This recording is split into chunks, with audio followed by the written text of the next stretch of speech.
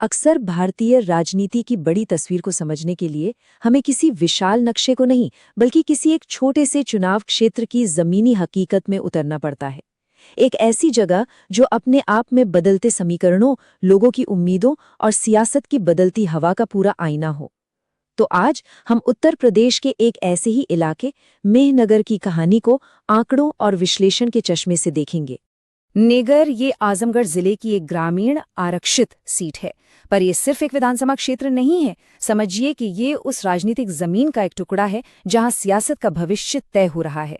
यहाँ के लोगों की आवाज, उनकी जरूरतें और उनका फैसला हमें प्रदेश की राजनीति की बहुत गहरी समझ देता है। चलिए इस कहानी की परतों को एक एक करके खोलते हैं। इससे पहले कि हम विश्लेषण में गहरे उतरे, एक बुनियादी बात समझना जरूरी है। मेहर नगर का ये जनादेश हमें एक मूल सिद्धांत की याद दिलाता है।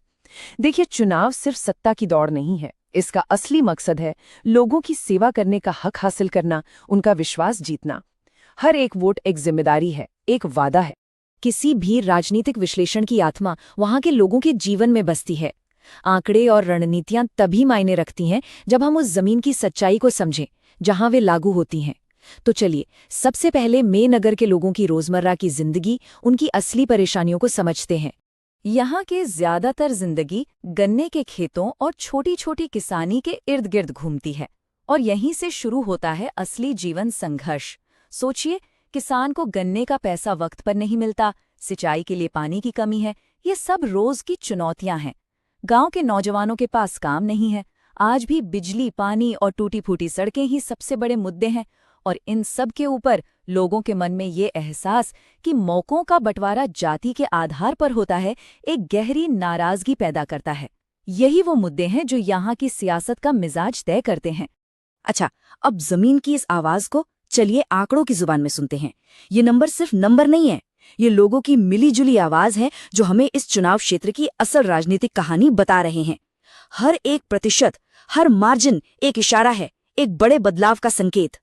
14,149 ये नंबर, ये इस पूरे विश्लेषण का केंद्र बिंदु है।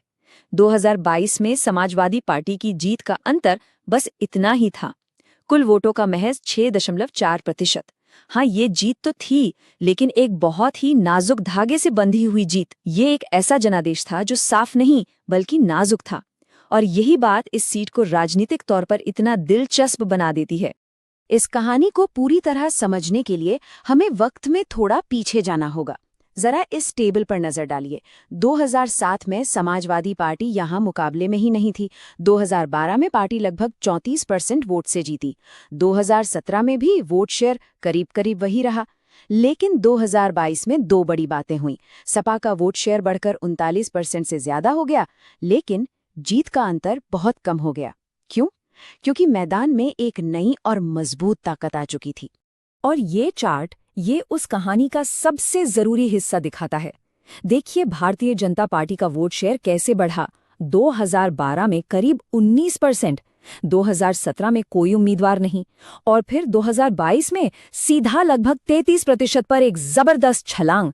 सिर्फ एक चुनाव के अंदर बीजेपी एक छोटी खिलाड़ी से मुख्य चैलेंजर बन गई। मेहनगर के राजनीतिक समीकरणों में ये सबसे बड़ा और सबसे अहम बदलाव था। तो अब ये साफ है कि समाजवादी पार्टी की जीत के बावजूद उनकी पकड़ इतनी कमजोर क्यों है। अब हम इस नाजुक जनादेश की चीरफाड़ करेंगे।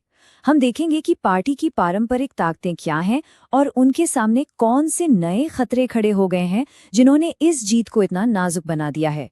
इस डेटा में हर एक वोट एक इंसान की आवाज है, उनकी उम्मीद है, और एक लोकतंत्र में हर आवाज का सम्मान होना जरूरी है।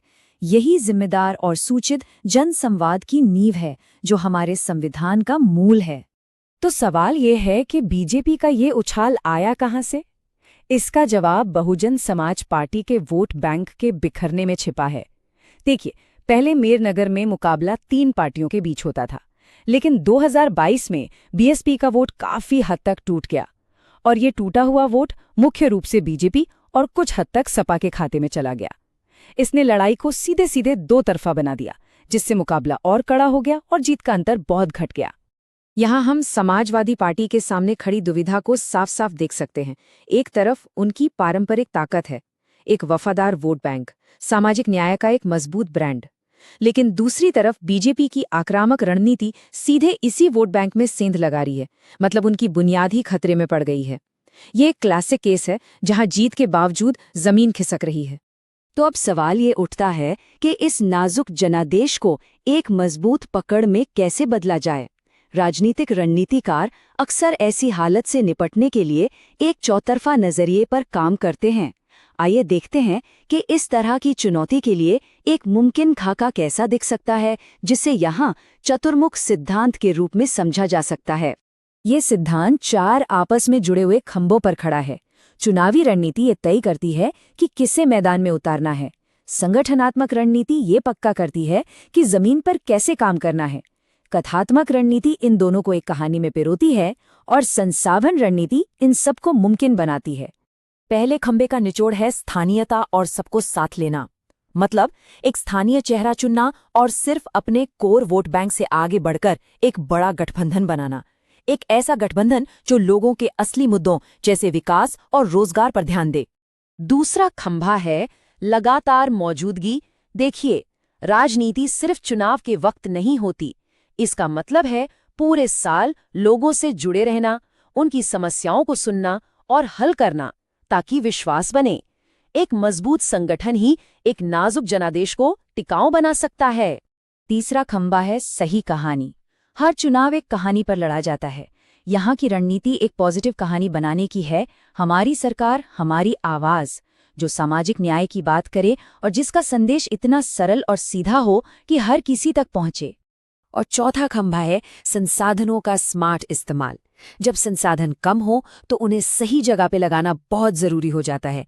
इसका मतलब है टेक्नोलॉजी का इस्तेमाल करके सही वोटरों तक पहुंचना और अपनी सबसे ज्यादा ताकत उन इलाकों में लगाना जहां जीत हार का अंतर सबसे कम हो। लेकिन कोई भी रणनीति अगर सिर्फ कागज पर रह जाए तो वो बेकार है। उसे जमीन पर उतारने के लिए एक तय समय सीमा वाली योजना चाहिए। आइए देखते हैं कि इस तरह की एक रणनीति एक 90 दिन के एक्शन प्लान में कैसी दिख सकती है। ये बस एक मिसाल है कि कैसे सिद्धांतों को जमीन पर उतारा जाता है। ये योजना चुनाव से 90 दिन पहले जमीन तैयार करने से शुरू होती है, फिर अभियान को तेज किया जाता है और आखिर में सारी की सारी ऊर्जा वोटिंग के दिन लोगों को बूथ तक लाने पर लगा दी जाती है। ये एक अनुशासित और सिलसिलेवार काम करने का तरीका है।